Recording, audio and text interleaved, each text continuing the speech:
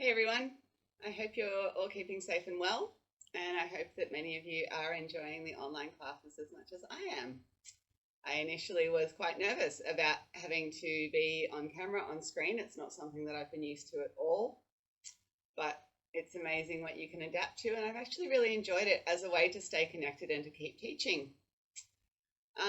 So today I'd like to talk about the pelvic curl. It's another one of the more classical exercises, and it's quite involved. So I thought having a video to refer back to about all of the detail that I put into the classes would be great. Now, if you're not familiar with pelvic tilts, I have a video on those, so please check it out before you do this one. I'm going to lay down onto my back. My feet are flat and my knees are bent, and there's a good amount of space between my heels and my hips. So sometimes I see people set up like this.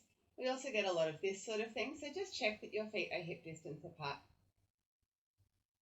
And find your breath, find your connection into the body. Feel like you're sinking down into the mat. So we want the shoulders connected, the back of the ribs, the back of the pelvis.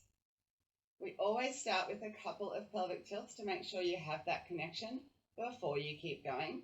So I'll just demonstrate a couple quickly. Breathing out, little tilt from the belly and lengthening away.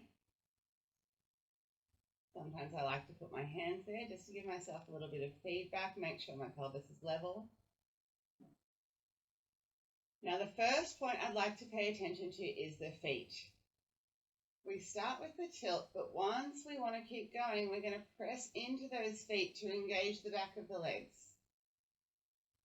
Then we're going to bring our attention into our shoulders. We're going to press through the hands.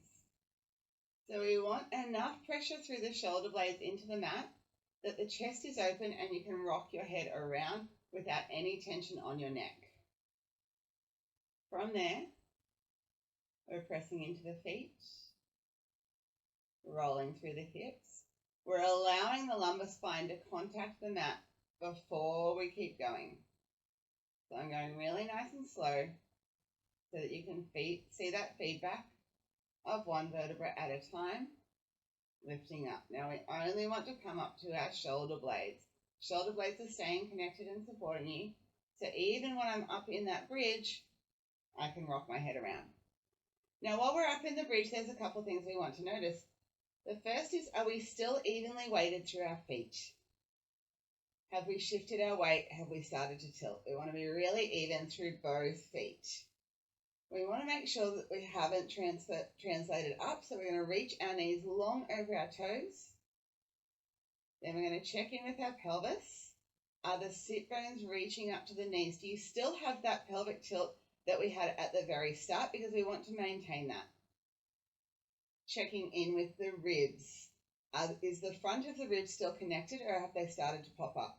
Because this happens a lot where we go into our backs and we flare up through the ribs. So if so, we funnel the ribs down towards the pelvis and we just relax that whole back part of the body. We take a big deep breath in and we roll down segment by segment with control. Again, making sure we maintain that tilt, and the tailbone is the last thing to touch the mat. So I'll show you one more of those. There is a lot to think about. And when you're doing these at home, you don't need to stay up all the time. You can come down as often as you like, pause the video, rewind. So I'm breathing out. I'm finding that zip up through the pelvic floor, drawing pubic bone in towards the spine, rolling sit bones to the knees, pressing through the feet, pressing through the shoulders to stabilize, rolling the spine up, one vertebra at a time, keeping that connection through the front of the ribs, reaching the knees long, all the way up until we're in one long line. Deep breath in at the top, check that you still have your pelvic tilt, check in with the ribs, check in with the feet, and rolling back down. So I'm coming down through my sternum, my chest bone, through the rib cage, the lower ribs, the upper lumbar, the lower lumbar, until my tailbone touches the mat. So there's a whole lot of variations to that exercise, but I'm just showing the basic for today. I hope you enjoy. Please hit me up with any questions, and remember to check out my online classes. Thank you.